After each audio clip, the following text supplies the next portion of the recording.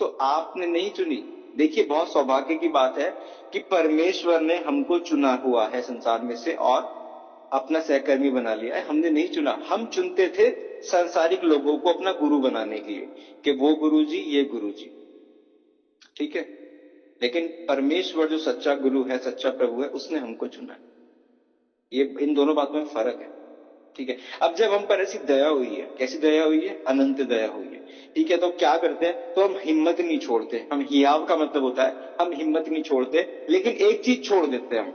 पता है कौन सी चीज छोड़ देते हैं? हिम्मत को नहीं छोड़ते, भले हम पे चाहे कितने कलह क्लेश हो जाए, चाहे कितने ही हम पे उपद्रव हो जाए, झगड़े हो जाए हमारे साथ, हमारे ऊपर पलट के झगड़ा नहीं करेंगे, लेकिन हम क्या छोड़ देते हैं? हम लज्जा के गुप्त कामों को त्याग दिया।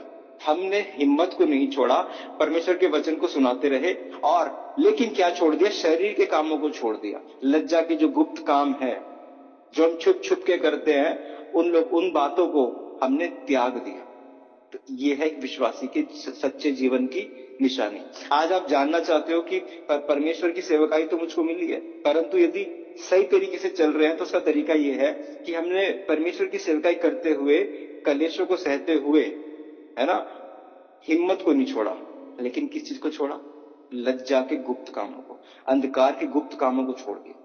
तो इससे आपका हियाव बनेगा, इससे आपकी हिम्मत होगी फिर सेवकाई में बढ़ने के लिए। ये भी एक तरीका है ना। इतना चतुराई से चलते और ना परमेश्वर के वचन में मिलावट करते हैं, परंतु सत्य को प्रकट करके परमेश्वर के सामने हर एक मनुष्य के विवेक में अपनी भलाई बैठाते हैं। देखिए, आज जब मैं दिल्ली से आ रहा था तो मेरे को कार में दो मुस्लिम मिले। कार में दो नवयुवक, नौजवान लड़के, 25-26 साल के दो लड़के मिले जो मुस्लिम जाति से हैं।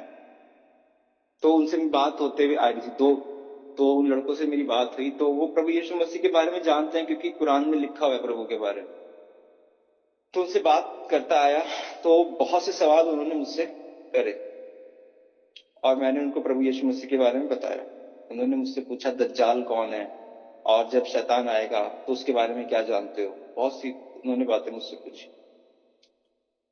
मैंने उनको बताया और उनको शुभ समाचार भी सुनाया। लेकिन मैं आपको बात बता देता हूं कि उन्होंने मुझे एक बात बोली और बोले कि ना देखो, हर कोई ये चाहता है, जब उनको उनके सवालों के जवाब मैंने दिए, बहुत सवाल किए उन्होंने, लेकिन प्रभु कृपा से जवाब दे दिए बाइबल में से।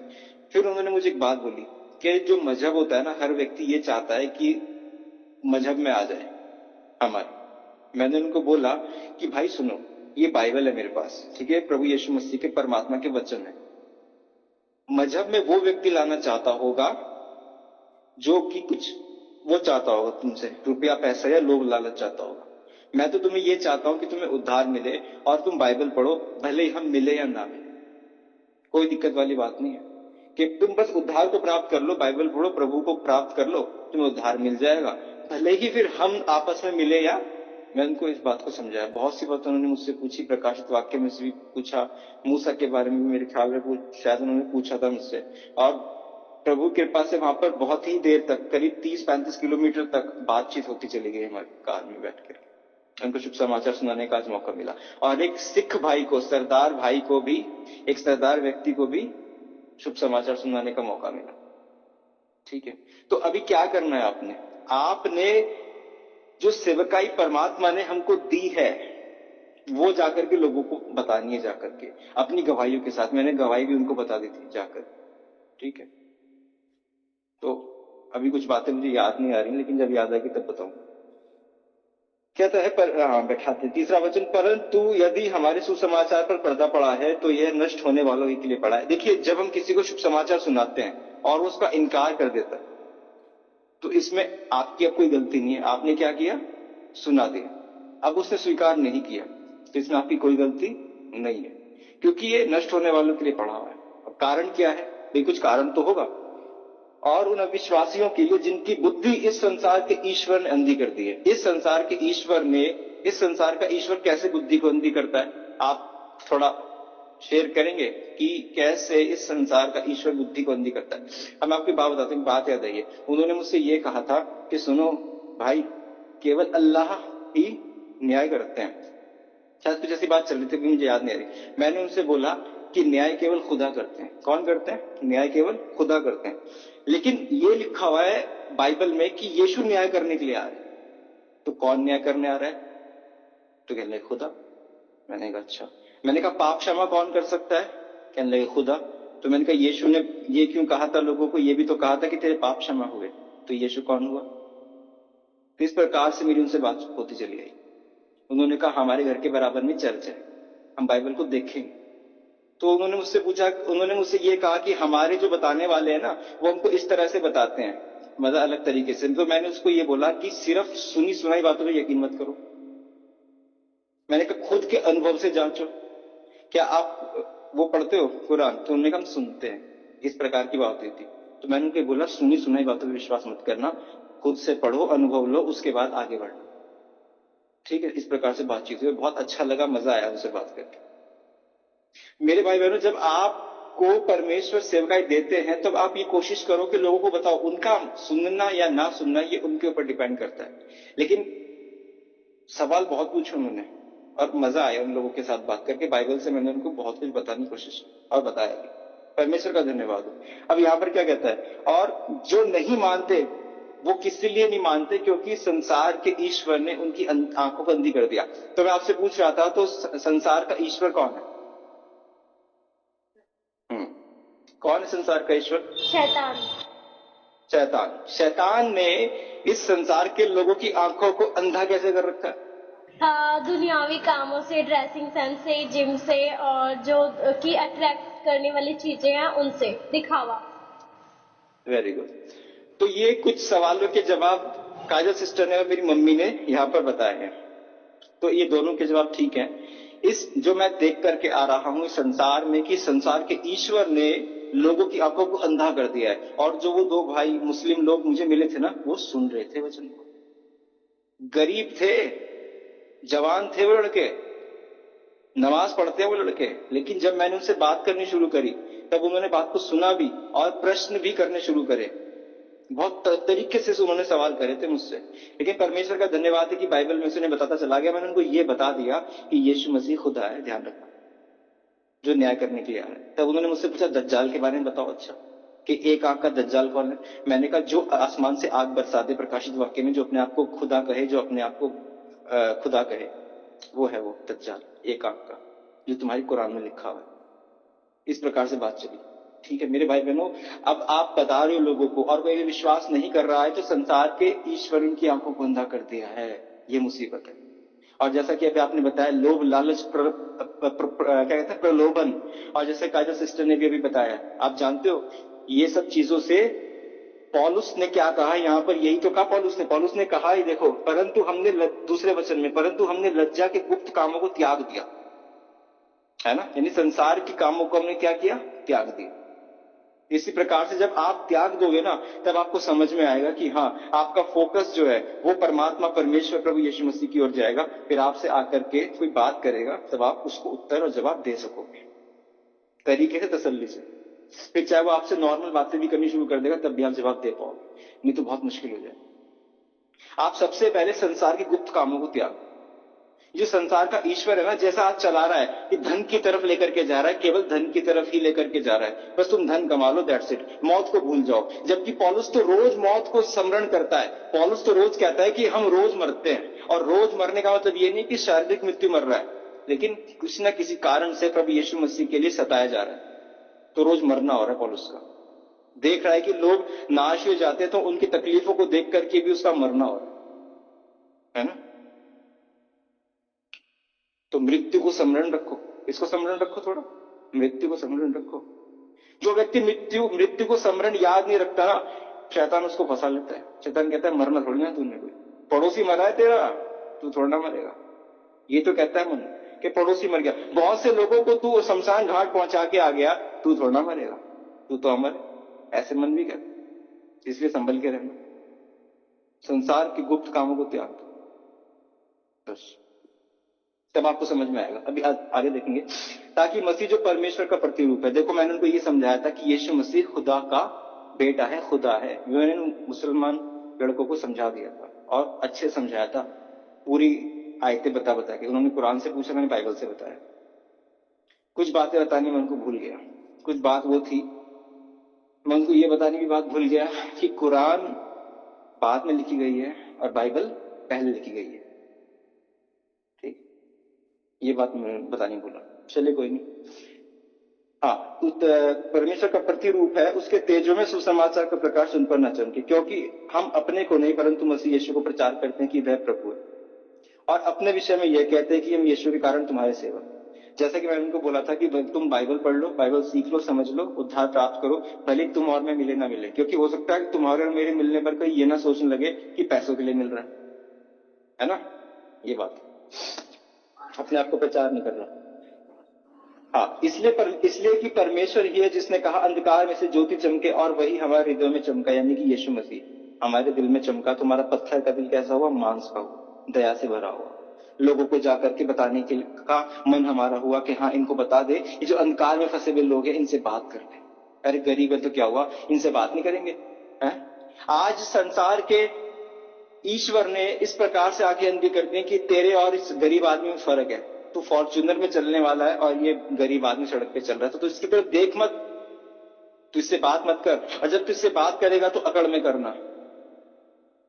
कभी सेवा नहीं हो सकती ऐसे, कभी नहीं हो सकती। एक सेकंड रुकिएगा। हाँ, एक सेकंड। परमेश्वर की महिमा की पहचान की ज्योति यीशु मसीह के चेहरे से प्रकाशमान हो। अब परमात्मा हमारे अंदर है, क्योंकि हमने गुप्त कामों को त्यागा है और हमारा मन फिरा है, हमने विश्वास किया, इसलिए हम बोल रहे हैं। अब यहाँ पर एक वचन को पढ़ दीजिए, इसी का 4 अध्याय उसका 13 वचन पढ़ दीजिए। 13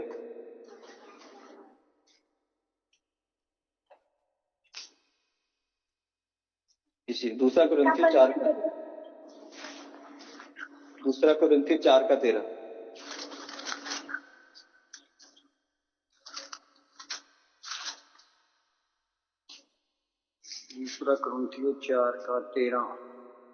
इसलिए कि हम में वही विश्वास की आत्मा है जिसके विषय में लिखा है, मैंने विश्वास किया इसलिए मैं बोला। अंत हम भी विश्वास करते हैं इसलिए बोलते हैं।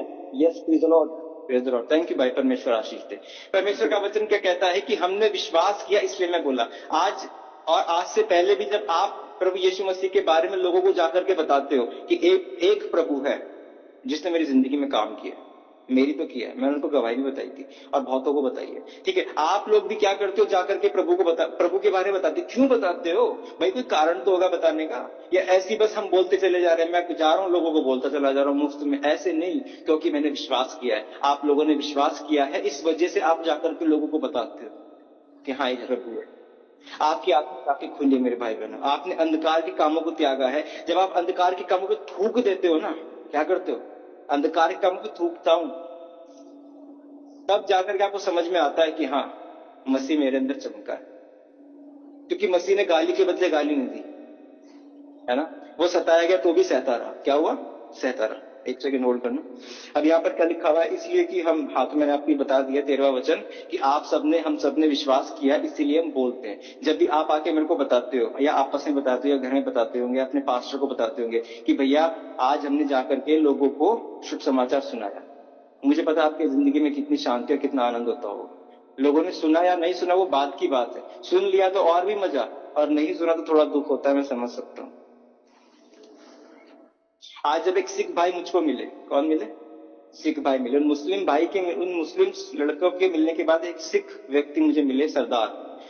तो मैंने उनको उनके गुरु ग्रंथ साहिब से एक बात बताई थी कि अवल अल्लाह नूर उपजाए कुदरत के सब बंदे। तो मैंने उनको ये बोला कि यहाँ पर जो बताया गया है यीशु मसीह के बारे में है, क्योंकि यीशु ने कहा है जगत का नूर मैं हूँ, जगत की ज्योति मैं हूँ, जो मेरे पीछे चलेगा वो अंधकार में नहीं चलेगा, जीवन को पाएगा। इस तरह से बातचीत करते हैं। मेरे भाई बहनों, जब आप भी बस सेवा में लग जाओ, आपको समझ में आएगा, आपकी जिंदगी का एम समझ में आ जाएगा, फिर मौत आपका कुछ बिगाड़ ना सकेगी। मरना तो पड़ेगा, देखो मरना तो पड़ेगा, क्या पड़ सकता है मरना, परंतु मौत का डर आपके अंदर से समाप्त हो जाएगा। मैं समझ सकता हूं कि अगर आज आपके अंदर मौत का डर है, मैं समझ सकता हूं, सबके अंदर होता है, लेकिन मैं परमेश्वर का धन्यवाद करता हूं कि उसने इस डर को मेरे जीवन से दूर किया है ना। और जैसे जैसे अंश अंश करके हम प्रभु के स्वरूप में बदलते जाएंगे, उस प्रकार से हम मृत्यु पर जय प्राप्त करते चले जाएंगे। अब यहाँ पर एक वचन हम पढ़ देंगे इसी में ही, दूसरा कुरिन्थियों उसका 6 अध्याय उसका 1 और 2 वचन पढ़ दीजिए। हम जो परमेश्वर के सहकर्मी हैं ये भी समझाते हैं कि उसका अनुग्रह जो तुम पर हुआ है उसे व्यर्थ ना जाने दो, क्योंकि वह तो कहता है अपनी प्रसन्नता के समय मैंने तेरी सुन ली और उद्धार के दिन मैंने तेरी सहायता की। देखो अभी वह प्रसन्नता का समय है, देखो अभी वह उद्धार का दिन है। Yes, please Lord. Praise the Lord. Thank you भाई, परमेश्वर शांति दे। परमेश्वर का वचन क्या कहता है? देखो अभी वह प्रसन्नता का दिन है। अब यहाँ पर इस वचन को सीधा सीधा ये परमेश्वर ये कह रहा है कि आज मेरी प्रसन्नता के कारण तुम जीवित हो, क्योंकि यदि मैं क्रोध करने लगूं तो जीवित ना बचोगे। क्योंकि जहां पर क्रोध होता है ना वहां पर काल होता है। क्या होता है वहां पे? काल। लेकिन जहां परमेश्वर की प्रसन्नता होती है वहां परमेश्वर का धन्यवाद करना चाहिए हमें कि आज का दिन परमेश्वर ने हमको दिया है और आज उद्धार का दिन है, आज परमेश्वर की प्रसन्नता का दिन है। तो आज आप लोगों को जाकर के ये समझाओ कि हे मेरे भाई बहन, आज आपके जीवन साधारण और सरल मत समझना, क्योंकि आज उद्धार का दिन है तुम्हारे लिए।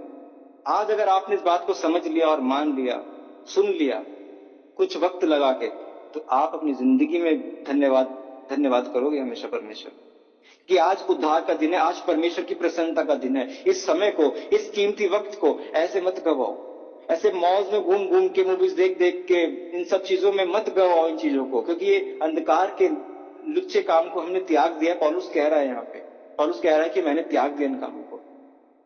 आप भी पौलुस की तरह बनिए, समझिए, मसीह यीशु की तरह बनिए और अंधकार के कामों को हम सब त्यागें।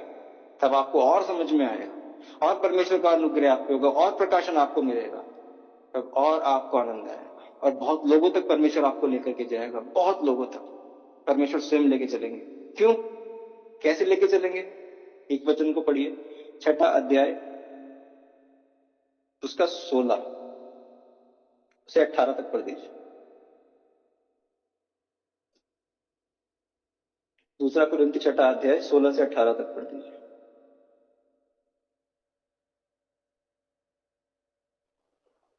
और मूर्तियों के साथ परमेश्वर के मंदिर का क्या संबंध? क्योंकि हम तो जीवते परमेश्वर के मंदिर हैं। जैसा परमेश्वर ने कहा, मैं उनमें बसूंगा और उनमें चला फिरा करूंगा और मैं उनका परमेश्वर हूँगा और वे मेरे लोग होंगे। इसीलिए प्रभु कहता है, उनके बीच में से निकलो और अलग रहो और अशुद्ध वस्तु को मत छुओ, तो मैं तुम्हें ग्रहण करूंगा और मैं तुम्हारा पिता हूँगा और तुम मेरे बेटे और बेटियां होंगे। यह सर्वशक्तिमान प्रभु परमेश्वर का वचन है।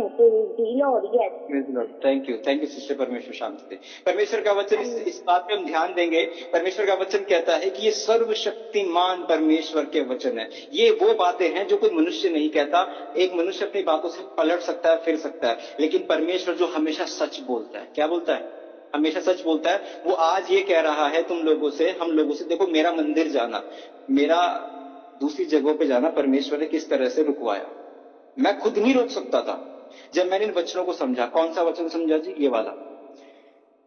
और मूर्तियों के साथ परमेश्वर के मंदिर का क्या संबंध? आप लोग आज परमेश्वर का मंदिर हो। आप लोग मंदिर हो परमेश्वर का। वो मंदिर नहीं जहां पर दीवारें होती है, वो नहीं है। प्रभु यीशु मसीह ने कहा था कि जो मंदिर तुम देखते हो ना, बहुत खूबसूरत, इसकी दीवार पे दीवार भी नहीं बचेगी, पत्थर पे पत्थर नहीं बचेगा जो ढाया नहीं जाएगा, ढा दिया जाएगा। ये नहीं है मंदिर। मंदिर तो हम है परमेश्वर के, क्योंकि परमात्मा हम में चलता फिरता है, हमारे अंदर। इस बात को समझ, जब मैंने इस बात को समझा तो मैंने मंदिर भी जाना छोड़ा पूरी तरह से। देख लो, शांति है जिंदगी में। अभी आगे हम देखेंगे, कहता है जैसा परमेश्वर ने कहा, मैं उनमें बसूंगा और उनमें चला फिरा करूंगा, और मैं उनका परमेश्वर हूंगा और वे मेरे लोग होंगे। ये बहुत ही बड़ी बात है। आज संसार में लोग अपने आप को वीआईपी समझते हैं। क्या समझते हैं? कि हमारी मुलाकात, हमारी जान पहचान सीएम पीएम से है। लेकिन आप कितने धन्य लोग हो जब प्रभु कहता है और वे मेरे लोग होंगे। किसके लोग? परमात्मा के लोग। आज अगर कोई ये कहे कि मैं प्राइम मिनिस्टर का जन हूं, किसका जन हूं? प्राइम मिनिस्टर का सेक्रेटरी हूं, प्राइम मिनिस्टर का मैं वो हूं, क्या कहते हैं, जानकार, तो लोग कितना अकड़ते हैं इस बात के ऊपर। कितना घमंड करते हैं। आज परमात्मा कह रहा है कि तुम मेरे लोग हो, लेकिन लोग मुंह छिपा रहे हैं। क्या कर रहे हैं? मुंह छिपा रहे हैं, जाकर के शुभ समाचार नहीं बता रहे, प्रभु के बारे में नहीं बता रहे। और सच्चा, एकमात्र सच्चा परमेश्वर कह रहा है कि अरे तुम मेरे लोग हो। तो और हमें कितना इस बात के ऊपर घमंड करना चाहिए कि परमेश्वर के हम लोग हैं। परमात्मा अपने आप कह रहा है कि तुम मेरे लोग हो। तो इसका क्या मतलब है? जाकर के लोगों को बताओ और अपने आनंद में सहभागी करो। झूठे आनंद को झूठ त्यागो मेरे भाई बहनों, बेकार के कामों को त्यागो। यकीन मानो, ये संसार का जो ईश्वर है ना, ये इस तरह से अंधा करता है, इस तरह से फंदों में फंसाता है, ऐसी मोहब्बत प्यार दिखा दिखा कर फंसा देता है कि बहुत गड़बड़ कर देता है। हाथ भी बांध देगा, पैर भी बांध देगा और जाल में फंसा देगा। और इसी से हमको परमेश्वर ने बचाया है, आकर के हमारे बंधनों को खोला है। हम अपने आप से नहीं खोल सकते थे, मैं अपने आप से नहीं खोल सकता था। मुझे पता है कि मैं कितने अंधकार में फंसा हुआ व्यक्ति था, है ना। इसीलिए आज आपका ये आनंद, ड्यूटी तो मैं आपसे नहीं कहूंगा, ड्यूटी नहीं, ड्यूटी में वो आनंद नहीं होता। ये आपका प्रेम और आपका आनंद होना चाहिए कि प्रभु के बारे में जाकर के लोगों को बताओ। जबकि आप बताते भी हो तो धन्य हो आप लोग, बहुत अच्छा काम करते हो, ठीक है। और ये परमेश्वर का वचन देखो, मुझे बड़ा अच्छा लगता है जब यहाँ पर मैंने इस वचन को पढ़ा, और वे मेरे लोग होंगे। मैंने कहा बड़ा ही वीआईपी ट्रीटमेंट सा लगता है देखने में कि मेरे लोग हैं भैया, गजब की बात। इसलिए प्रभु कहता है उनके बीच में से निकलो और अलग रहो और अशुद्ध वस्तु को मत छुओ। ये अशुद्ध वस्तुएं कौन सी हैं? कोई आप एक्सप्लेन करेंगे? अशुद्ध वस्तुओं को मत छुओ, ये कौन सी अशुद्ध वस्तु? बताइए, ये अशुद्ध वस्तु कौन सी है?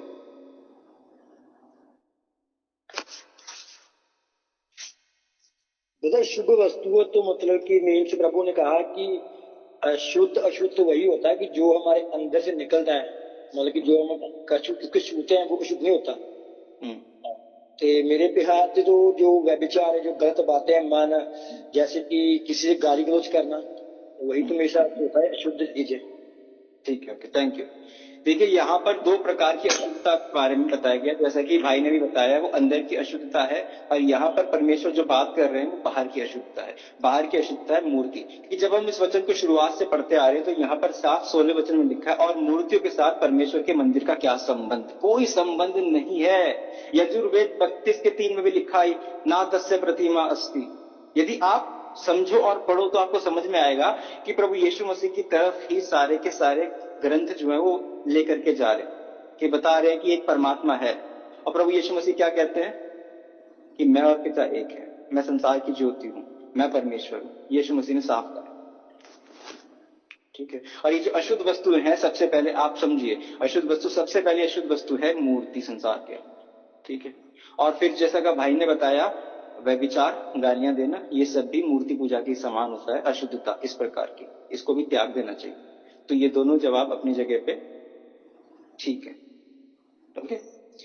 तो मेरे भाई बहनों, आप प्रभु यीशु मसीह को जानना चाहते हो कि नहीं जानना चाहते हो, ये आपका पर्सनल व्यक्तिगत डिसीजन है। और जितना पर्सनल आप प्रभु यीशु मसीह के साथ होते जाओगे, जितने व्यक्तिगत होते जाओगे, उतने ही ताकतवर होते जाओगे आत्मा में। और ताकतवर हो जाओगे तो फिर सामने आपके कोई जल्दी से स्टैंड नहीं कर सके, ठीक है। क्योंकि परमेश्वर का वचन कहता है कि जीवन भर तेरे सामने कोई स्टैंड नहीं कर सकता। ये पुराने नियम में लिखा है कि जैसा मैं मूसा के साथ था वैसे तेरे साथ भी रहूंगा, और कोई तेरे सामने टिक नहीं सकता। आपके सामने भी कोई नहीं टिक सकता मेरे भाई बहनों, क्योंकि आप परमात्मा को जानने वाले लोग हो, परमात्मा आपके अंदर रहता है। तो गुप्त कामों को, लज्जा के गुप्त कामों को हम त्याग दें, वरना ये जो संसार का ईश्वर है ना, ये बुद्धिमान भी बहुत है, इसको कमजोर मत समझना, ये बहुत बुद्धिमान है। यहां तक किसी का कोई सवाल है तो आप पूछ लीजिए, नहीं तो फिर एक चीज को हम देखेंगे। एक एक बात मैं आप लोगों से शेयर करना चाहूंगा। एक सेकंड, ठीक है। देखिए, आपका मन टूटा बीमारियों के कारण, इसके कारण, बीमारियों के कारण, या किसी नुकसान के कारण, या किसी अपने के खो जाने के कारण। लेकिन एक बात आप समझ लीजिए और देख लीजिए कि ईश्वर जो है ना, वो टूटी हुई चीजों का इस्तेमाल कर सकते हैं, और करते भी बड़ी खूबसूरती से काम करते हैं। कैसे? बादल जब टूटता है तो क्या बरसता है? वर्षा होती है। जब बादल टूट जाता है तो उसमें से क्या निकलता है? पानी निकलता है, और बड़ी ठंडक पहुंचाता है ना। मिट्टी टूटने पर क्या बनता है? खेत बनता है। क्या बनता है? खेत। और जब खेत बनता है तो उसमें तरह तरह के अनाज उगते हैं और जिसको खाने से हमें बल प्राप्त होता है। लेकिन उससे पहले मिट्टी को टूटना पड़ा। इससे पहले कि आप परमात्मा में बनाए जाओ तो आपको भी टूटना पड़ेगा। क्या करना पड़ेगा? टूटना पड़ेगा। आपको अंधकार के गुप्त कामों को त्यागना पड़ेगा। उसमें आपको तकलीफ भी हो सकती है कि अरे इसमें तो मेरा आनंद था, इस काम में तो मुझे मजा था। जब मैं लोगों को गालियां देता था तो मेरे मन को बड़ी तसल्ली होती थी। जब मैं व्यभिचार की बातें सोचा करता था तो मुझे उसमें आनंद आता था। लेकिन मेरे भाई बहनों, ये सब सांसारिक आनंद है, और जो संसार के आनंद की खोज में रहता है ना, वो परमेश्वर का बैरी है। और दूसरी बात, बीज के टूटने पर क्या, जब बीज टूटता है तो क्या बनता है? नया पौधा। और वो पौधा क्या बनता है? पेड़ बनता है। इसलिए जब कभी आप अपने आप को टूटा हुआ महसूस करो तो समझ लो कि ईश्वर आपका इस्तेमाल किसी बड़ी उपयोगिता के लिए, अपने किसी बड़े काम के लिए करना चाहते हैं, है ना? ये समझने की बात है। आप समझिए और आशीष पाइए और शांति पाइए अपनी जिंदगी, और परमात्मा के काम में, परमेश्वर के काम में सदा बढ़ते जाओ। और एक बात मैं फिर आपसे कहना चाहता हूं मेरे भाई बहन, मूर्तियों से मेरा तो कोई संबंध नहीं है। मैं खुल के कहता हूं, ओपनली कहता हूं मैं आप लोगों को, मूर्तियों से मेरा कोई ताल्लुक नहीं है और ना कभी होगा। परमेश्वर वचनों के द्वारा हमको शांति दे। आमीन। आमीन। इसलिए कोई सवाल, कोई अगर दोबारा जो आपको समझ में ना आया हो तो आप पूछ लेना, बेझिझक पूछ लेना, झिझक ना लो। जब दूसरे लोग नहीं झिझकते तो आप लोग क्यों झिझकते हो? दूसरे लोग भी जब सवाल पे सवाल करते हैं तो आप क्यों नहीं करते हो? आप भी कर सकते हो। हम तो आपको भाई बहन नहीं। ठीक है, क्या ये प्रार्थना करेंगे? धन्यवाद आजमान साहब, जीवित पवित्र परमेश्वर इलोहिम यहोवा राफा, जो था, जो है और जो आने वाला है, जो हम में है परमेश्वर। धन्यवाद आज जो आपके वचन हमें बोए गए हैं परमेश्वर, 100 गुना फलना, ये आपकी इच्छा है परमेश्वर। हम अपने लज्जा के गुप्त कामों को त्यागे परमेश्वर, अंश करके मसीह यीशु की तरह बनते जाएं। आपकी इच्छा पूरी है परमेश्वर, आपका राज्य संसार में स्थापित हो परमेश्वर। प्रत्येक जन, चाहे वो गरीब हो चाहे अमीर हो परमेश्वर, हम सबको प्रभु जी एक समान समझे परमेश्वर। प्रत्येक प्रकार का घमंड, जो सांसारिक अहंकार है, वो जाता रहे। हम घमंड करें तो इस बात पर करें कि हम परमेश्वर को जानते हैं, और परमेश्वर को जानने का मतलब है कि लज्जा के गुप्त कामों को त्याग देना, और दिन प्रतिदिन प्रभु जी हम नए होते चले जाएं। जैसे आपकी कृपा प्रभु जी, अनुकंपा रोज प्रतिदिन नहीं होती है परमेश्वर, उसी प्रकार से हम आपके वचन में प्रभु जी नए होते चले जाए, आगे बढ़ते जाए परमेश्वर, पूरी शांति के साथ, पूरी नम्रता के साथ, दीनता के साथ परमेश्वर, सबके साथ संगति रखे परमेश्वर, और आपके वचनों को सुनाए परमेश्वर, चाहे वो विरोधी क्यों ना हो। हम विरोधियों को भी प्रभु जी पूरी नम्रता के साथ आपके वचनों को सुनाए, क्या जाने प्रभु जी वो भी बच जाए परमेश्वर। धन्यवाद करते हैं परमेश्वर, हम आपसे प्रार्थना करते हैं संसार में जो प्रभु जी, संसार के ईश्वर के अंधकार में जो लोग फंसे हैं परमेश्वर, आपके वचन को जानने वाले होने पाए परमेश्वर, और प्रभु जी घृणित मूर्ति पूजा से अपने आप को बचाएं परमेश्वर। आपने हमें चुना है परमेश्वर, हमने आपको नहीं चुना, वरन आपने प्रभु जी हम पर अनुकंपा की है, आपने अनंत जीवन के लिए हमें चुना है, आपने फल लाने के लिए हमें चुना है। तो परमेश्वर हमारा फल प्रभु जी बना रहे और हम और फलवंत होते जाए परमेश्वर, अपने गुप्त कामों को हम त्यागने वाले होने पाए। और प्रभु जी जो मन की घृणित मूर्ति पूजा है, जिसमें अशुद्धता है, विचार है, गालियां देना है परमेश्वर, ये भी हमारी जिंदगी से दूर हो परमेश्वर। हमारे घर में, समाज में, संसार में प्रेम स्थापित हो परमेश्वर। आज हमारे समाज में, हमारे घर में प्रभु जी जो पति पत्नियों के बीच में वैर भाव है, जो तलाक के विचार है, प्रभु यीशु मसीह के नाम से दूर हो परमेश्वर। प्रभु जी हम प्रार्थना करते हैं, जो पति पत्नी का पवित्र संबंध प्रभु जी आपने जोड़ा है परमेश्वर, उसे हम सब समझने वाले होने पाए परमेश्वर। और प्रभु जी विवाह से पहले प्रत्येक प्रकार के व्यभिचार से, प्रत्येक प्रकार की व्यभिचार की सोच से भी हम प्रभु जी परे रहे। धन्यवाद देते हैं, आपका वचन हमारे जीवन में चमका है परमेश्वर। तब मेरे भाई बहनों के जीवन में शांति हो परमेश्वर, बीमारियों, निर्बलताओं से बचाना खुदावन, हम धन्यवाद करते परमेश्वर। आपका राज्य आए परमेश्वर, आपकी इच्छा पूरी हो। धन्यवाद करते हैं, मसीह यीशु के पवित्र नाम से हम प्रार्थना मांगते हैं परमेश्वर, हम आपसे धन्यवाद करते हैं। आमीन आमीन। फिर धन्यवाद एलोहिम यहोवा राफा, धन्यवाद करते हैं परमेश्वर। Hallelujah hallelujah. धन्यवाद करते हैं एलोहिम, धन्यवाद करते हैं जो सदा है, सदा था, सदा रहेगा। एलोहिम यहोवा राफा, हालेलुया। धन्यवाद मेरे भाई बहनों की जिंदगी को शांति से भर देना परमेश्वर।